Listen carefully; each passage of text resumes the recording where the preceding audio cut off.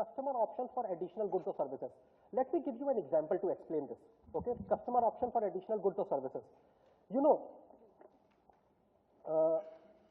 because I mean, this was also a very unique concept under old IFRS also. There was a separate standard which used to deal with this IFRS 13 customer loyalty program, a very unique concept. Okay. So once I explain the concept, then you check this example, because after understanding the concept, the second important challenge is the valuation, that how to value the same. And surrounding valuation also, IFRS 15 gives a lot of guidance. But let me explain what is this. I'll take a very simple example. Okay. I'll take two examples. Let's say a retail company. A retail company has come out with a scheme whereby it says that if you buy goods worth rupees 10 lakhs from me, 10 lakh zyada ho jayega. If you buy goods worth rupees 1 lakh from me, okay, I will give you a discount voucher. The discount voucher of 10,000 rupees, rupees 10k. Okay, a discount voucher of 10,000 rupees, and this discount voucher you can redeem at any point of time within the next 1 year. This simple scheme. Okay. Now your question is, this is a simple retail contract. As part of this retail contract, you are contemplating or you are arguing that should you record 1 lakh rupees as your revenue and 10,000 rupees as your discount, which is the way you do currently under Indian GAAP. Indian GAAP में और कैसे करते हैं? Indian GAAP में it's very simple. You will just record 1 lakh rupees as your revenue and 10,000 rupees as your discount. That's what you have given to the customer, right? But here the concept is different. Even if it was always different under IFRS because of the customer loyalty program concept. Under IFRS 15, what you are going to do is, you are going to say that you have delivered two different performance obligations to the customer. One performance obligation is to supply goods of 1 lakh rupees instantly, and the other performance obligation is to supply goods of 10,000 rupees in the future. Correct? So, when you make a supply of 1 lakh rupees, at that point of time, you cannot record revenue of 1 lakh rupees completely. Correct? Because to earn this 1 lakh rupees, you have passed on this additional credit of 10,000 rupees to the customer. So you are going to record an entry, bank debit,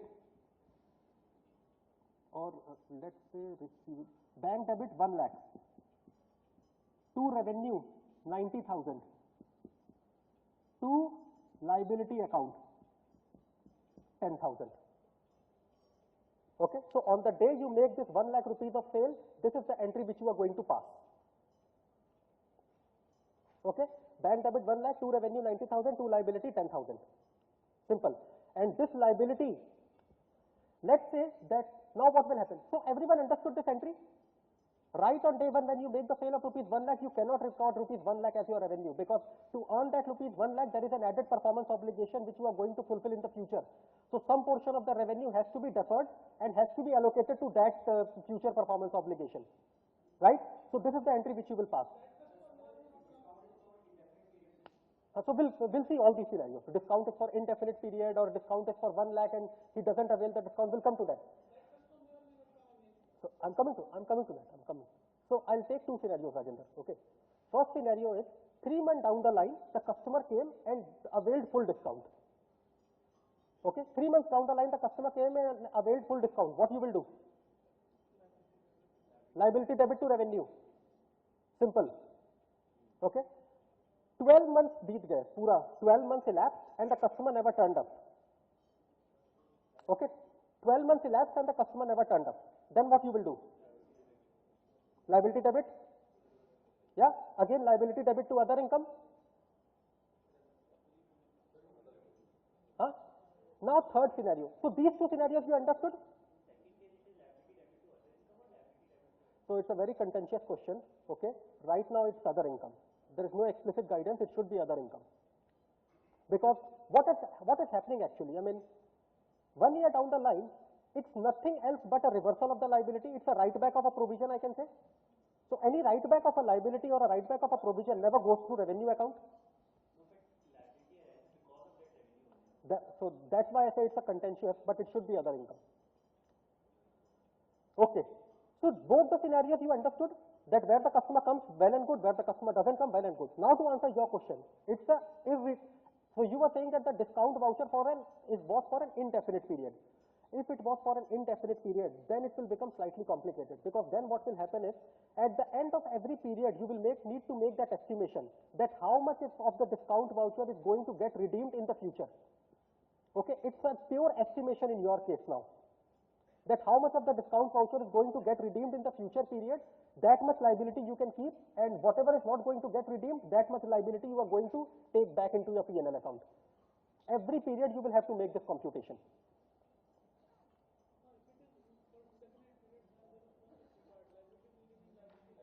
No.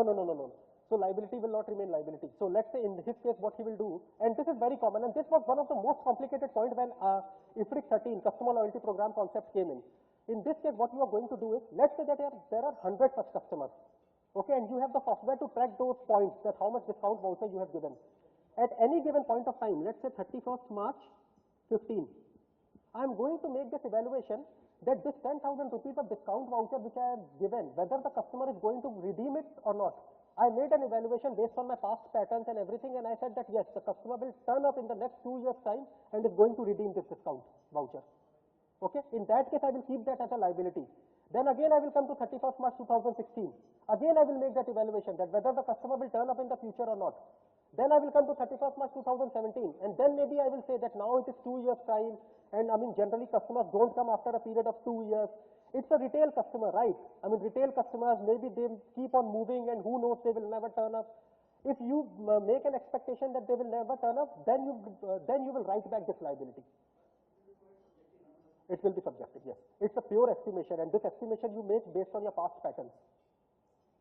Okay, and then so after next sale, if it doesn't turn up, it's automatically over, right? If you see, I mean, it's very unusual whereby you give an indefinite period to the customer. I've never seen it. Generally, you give long periods, 2 years, 3 years, where at least you can wait for that much period.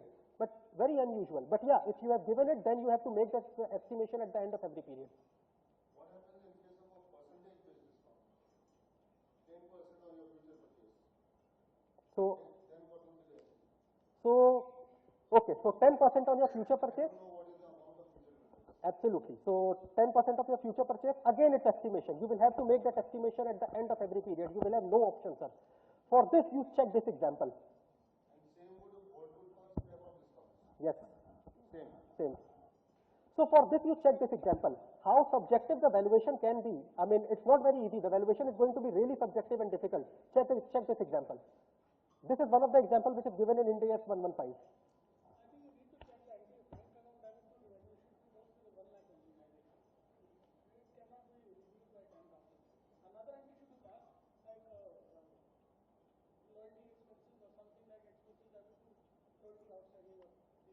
You are saying the bank cannot be debited by 1 lakh because you revenue should be credited by 1 lakh. No.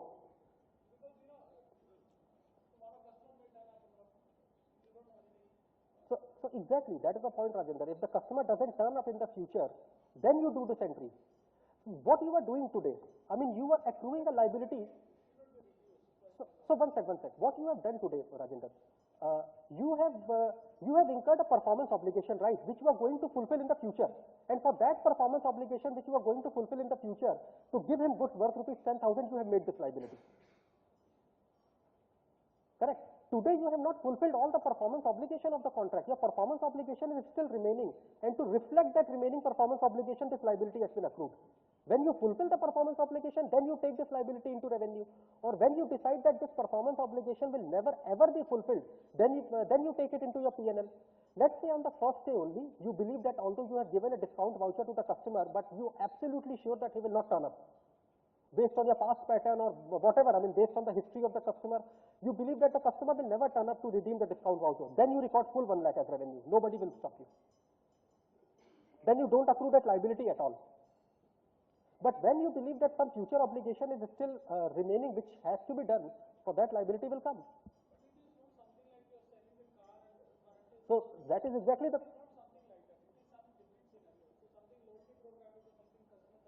These scenarios. No. So I can give you an example of many companies.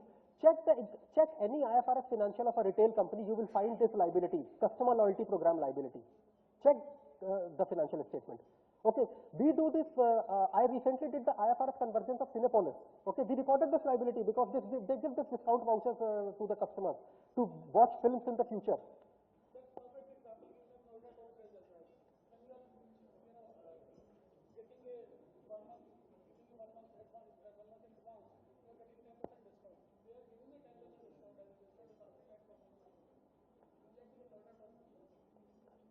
Not at all. I mean, they would be giving the discount to earn any future revenue.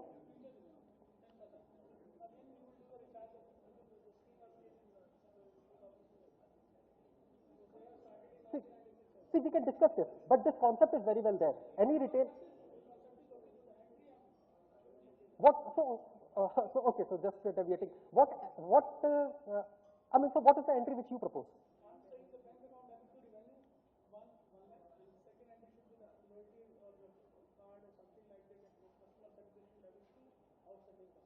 So revenue gets recorded for full 1 lakh? No.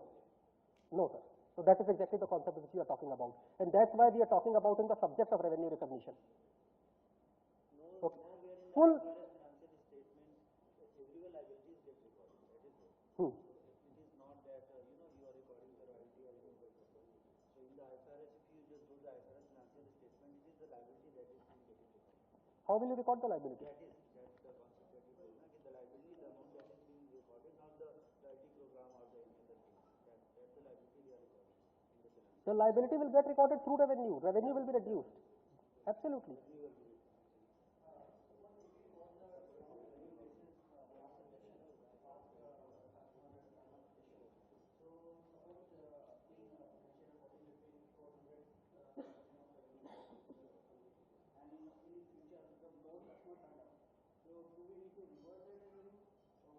Means say that again.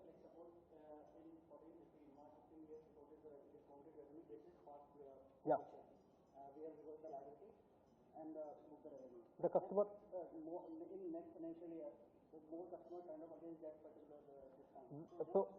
So very unusual. Okay. First of all, the auditors are going to challenge your ability to make the estimate in the first place. But if it happens, no, that's absolutely fine. If it at all happens, okay, at that point of time, it is going to go as your cost because liability तो पहले ही reverse हो चुकी है उसकी, तो उसमें cost हो जाएगा.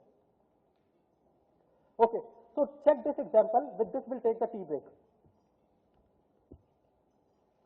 This example is just to show you that how valuation can become complicated, where you are giving a future discount or a future discount voucher or stuff like that.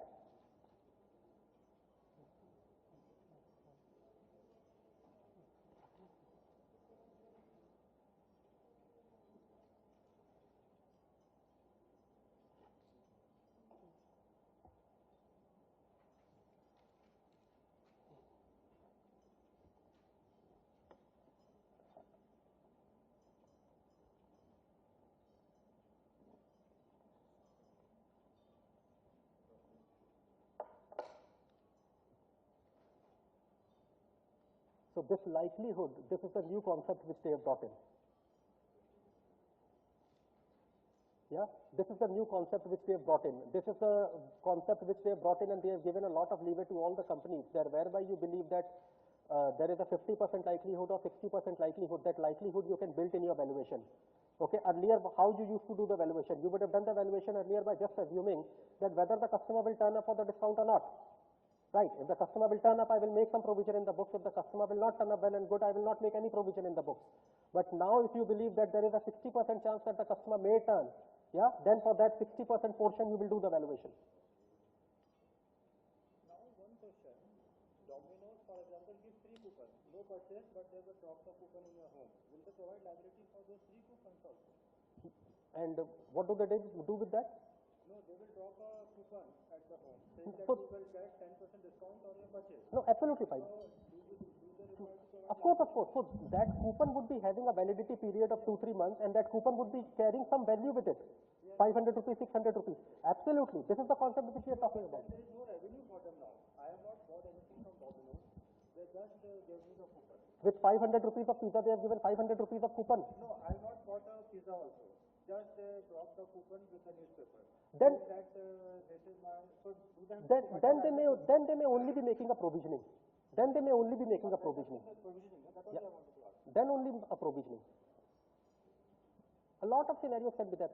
So everybody check this example. There they don't require a provision in case of Domino's because that is not for a future revenue. If you buy and there you will get a discount in the next purchase. So what I'm saying is, I went to Domino's. I did not bought anything. Okay? I did not bought anything, but because I went to the shop, they gave me 100 rupees of coupon. So the obligation is there in the future to fulfill that 100 rupees. A logic. But when I book my revenue, when you come to buy, that time I will reduce my revenue. I not will sure. not make a provision today itself. You should make a provision today because the past of. Because suppose I have opened a new shop. So one sec. So if I apply general principles of IAS 37 to make a provision, past event has happened or not, past event has happened because you have given the coupon. Okay, future obligation is there or not, future obligation is there if the customer turns up. It is fulfilling all the conditions laid down in IAS 37 of making provision. It should, they should make a provision today only. But suppose I have opened a new shop, I have given 1,000 discount coupons and I haven't sold even single pizza. So there will be only provision in my account. Yes. Absurd. No, you have incurred that much obligation, take that hit. I mean, that is why you make a provision, right? So we can discuss this. We can discuss this at length, otherwise we'll miss some important part of the topic. Quickly, this example everyone has seen. Everyone agrees with the valuation. Okay, let's discuss the entry. What entry I am going to pass? I have supplied goods worth how much?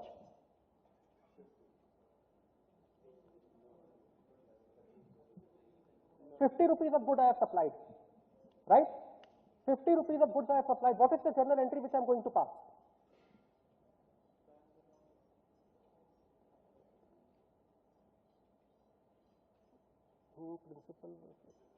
Okay, so let's pass the entry. Debtors account debit, 50 rupees.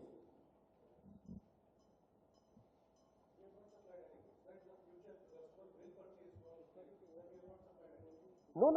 So what is the question? The question is that you have today supplied lawn care supplies. As part of the lawn care supplies, you have given a discount voucher to the customer which entitles him to get a 40% discount on future purchases. Determines there is a 80% likelihood of collection. Estimate that the customer will purchase. Customer will purchase, not today. No. Purchase. No. So I'll tell you what is the fact. Okay. The fact is, today I have supplied 50 rupees of lawn care supplies. That has been supplied. 50 rupees of lawn care supplies has been supplied to the customer. As part of that, what I have done additionally is I have given him a 40% discount voucher. That sir, you come in the future and I will give you a 40% discount. Yeah? Sorry? It's not mentioned, right? Oh, okay. So the current sale price is not mentioned. Okay. Yeah. Fine. With you. So let's say that the current sale price would have been mentioned of rupees 100. Okay. Then what would have been the entry? The current sale price is 100. I have supplied 100 rupees worth of good today. So what entry I am going to pass? I am going to do debtors debit 100, to revenue recognition 88, to provision or deferred revenue or whatever 12 rupees. And that 12 rupees I will do a true up or a true down at the end of every period, and that 12 rupees will actually go to P&L when the customer redeems that discount voucher. Okay? Okay. Very relevant topic. I'll give an example and you will appreciate the importance that how much impact it can cause to the top line and why it is so important to evaluate it properly. Let's say, I mean, in a number of industries it's happened, and I will again take an example of an IT industry. Let's say that a customer comes to an IT company, let's say Infosys, whereby the customer says that I want to implement Oracle, some 10 modules of Oracle. Okay? So he says that can you come and implement the same for me? And Infosys says that yeah, why not? I will implement it. So you will appreciate Infosys or these software companies, they are only service companies. They are generally not into products. Their business is not to sell Oracle software, but they are very well into implementation or installation of the software. So Infosys said that yes, I can implement this software for you, and my implementation fees is going to be some $100 million, let's say. And I mean, of course, the first assumption which Infosys would have made is that he would already be having this Oracle software in his premises, which I have to implement. He would have already entered into the contract with Oracle to buy the license. So the customer then said that, look, I have not yet bought the license. Okay, and can you also buy the license on my behalf? And I mean, of course, you will have better negotiating power and everything, and you would be the best one to buy this on my behalf. So why don't you go in the market and buy the license also on my behalf and then do the implementation? Okay. So Infosys went to Oracle, they bought the license. The license value or the license price alone was some $100 million, and they supplied the license to the customer. Okay, and then they started doing the implementation. Now the question is, under gross versus net of principal versus agent, what Infosys has done?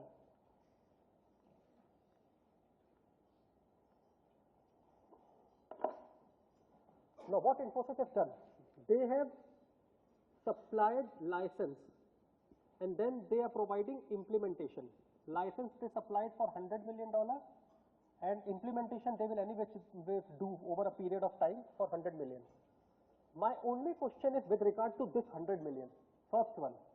The only question with regard to this 100 million is, for this software, whether Infosys acted in the capacity of a principal or an agent? Agent. So now, so you all believe agent. I mean, they have done nothing but they have only acted in the capacity of an agent. They have bought in the market, bought something on behalf of the customer and supplied it to the customer. Now, how the difference is, what will be the accounting difference? If they are acting in the capacity of a principal, let's say that the cost was 95 million. From Oracle, they bought for 95 and they supplied for 100. If they are acting in the capacity of a principal, they will record revenue of 100 and cost of 95. If they are acting in the capacity of an agent, they will only record a commission of 5. So you can see the difference. It's a very relevant topic, very common topic in all these IT industries and any industry where you enter into back-to-back arrangement, gross versus net. Now to answer your question, whether they are acting in the capacity of a principal or an agent, I have got these 5 indicators to check. Okay, I'll check these 5 indicators and I will see where the majority of the indicators are tilting, and thereby I will conclude whether it's a gross or a net transaction, whether it's a principal or an agent transaction. First indicator, entity is not the primary obliger. Okay, entity is not the primary obliger. Entity is not the primary obliger means who has the primary responsibility to deliver the license to the customer. Okay, who has the primary responsibility? To put it in another way, let's say something went wrong with the software. Something did not went wrong with the implementation service. Something went wrong with the software only. There was some problem with the base code of the software. Whom the customer will catch? The customer will catch Oracle. Whether the customer has even entered into any contract with Oracle. Yeah, more likely they will come and catch Infosys. Very likely. Okay, they will say, the customer will say that you were the face who was supplying the software with me.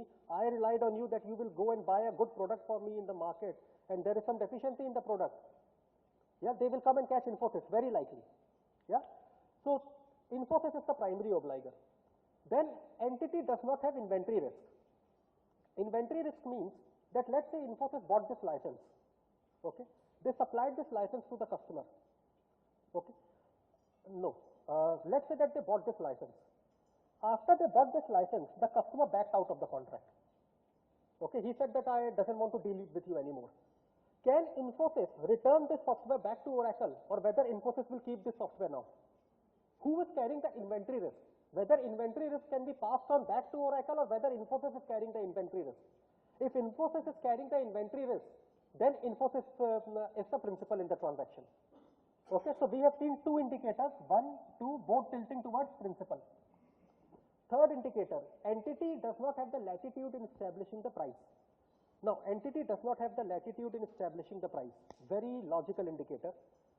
See, when you buy these off-the-shelf products, okay, all the off-the-shelf products will always come with a maximum retail price kind of a thing. Okay, a price at which Oracle would be selling these softwares to consumers. Right. So let's say that this is the scenario whereby they bought this license and the MRP of the license was, let's say, 100. Okay. You need to check that how the deal happened between Oracle and Infosys. Whether the deal happened in a way whereby Oracle said that you cannot sell this software to any customer at more than rupees 100, or whether Oracle said that you have complete latitude, you price it the way you want. You have bought the software from 95 for 95 from me. Now you go and sell it at whatever price you are able to negotiate with the customer. If Infosys have complete latitude in establishing the price, then they are the principal. If they don't have the latitude in establishing the price and there is an MRP kind of a thing and they know that they won't be able to sell it at more than 100, they are binded by the contract to not sell it at more than 100, then they don't have the latitude in establishing the price. Then they are an agent. Okay? Fourth indicator is entity's consideration is in the form of a commission. Entity's consideration is in the form of a commission will generally not be met when there is a one-to-one transaction. Okay, when there is a one-to-one transaction. You know what this indicator indicates? This indicator indicates that you have sold this consideration, you have sold the software to the customer. Okay, the customer said that I will pay, you take an invoice from Oracle, I will pay whatever is the invoice value to Oracle and I will only pay 5 rupees to you. Everyone understood? I will only pay commission to you. I am not going to pay full 100 rupees and then I will wait that whether you will make the payment to Oracle or not. I am not going to do that. I will pay whatever invoice value Oracle has raised on you, that much amount directly to Oracle, and I will only pay commission to you. If his consideration is in the form of a commission, then of course he is an agent. If the customer doesn't have to do anything with that how much price he has bought in with Oracle and stuff like that, then he is the principal. And last and the very important one, credit risk. Credit risk is you supply this license to the customer. Let's say that the customer did not pay you. Okay, the customer did not pay you. Can you also say no to Oracle that I will also not pay you? Who is carrying the credit risk? Whether Infosys is bearing the credit risk or they can also pass it on back to Oracle. If Infosys is bearing the credit risk, then they are the principal, otherwise they are the agent. Okay, so if they are the principal, we will evaluate all these 5 criteria. We will see where the majority of the criteria are tilting. If they are the principal, they will record revenue of 100, cost of 95. Otherwise, they will record only commission revenue of 5 rupees. Okay. Generally, I mean, although there is no bright line over here and everyone will have to evaluate these indicators, but more often than not, when you enter into these tripartite agreements, okay, in this case, we assume that Infosys entered into a bipartite agreement where Infosys was there and the customer was there. Okay, but when you enter into a tripartite agreement, let's say all the 3 parties entered into one contract, Oracle, Infosys and the customer, there it's very good a case to become an agent. There generally you will find net accounting. But where you enter into bipartite agreement, there more often than not you will see that the seller ends up taking most of the responsibility and he becomes the principal.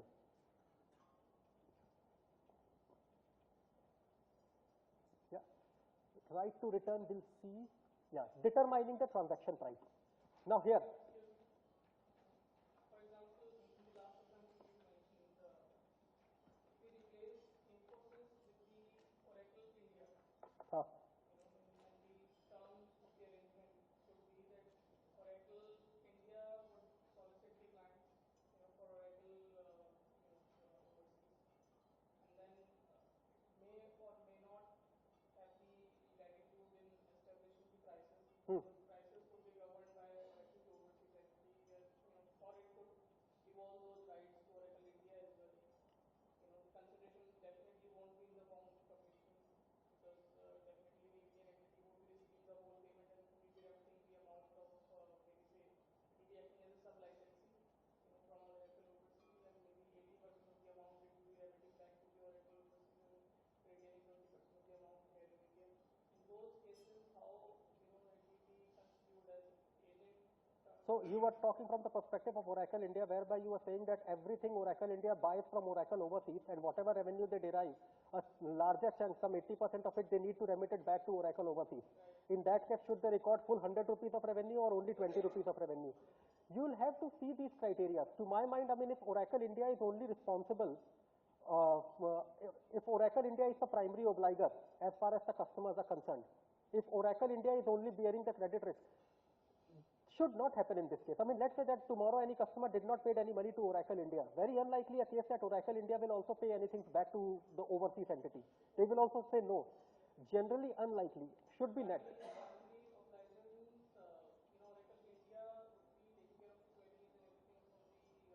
in that case also, believe me, I mean, if Oracle India is not able to deal with those queries or deal with those problems, they will go back to Oracle overseas. I mean, unlikely that primary obliger also they are going to meet. From the customer's perspective also, I'm thinking, the customer's perspective, he will not see that whether he is dealing with Oracle India or Oracle China. He will see that he is dealing with Oracle as a whole. So he is not the primary obliger from the customer's perspective also. Very unlikely. Yeah, should be. I mean, in their own books of Oracle India should be agent. I mean, yeah, contract terms will definitely matter, but should be. No. I've come across, very commonly I've come across these cases, I mean, in IT or in telecom, but where you are remitting it back with a parent entity, no.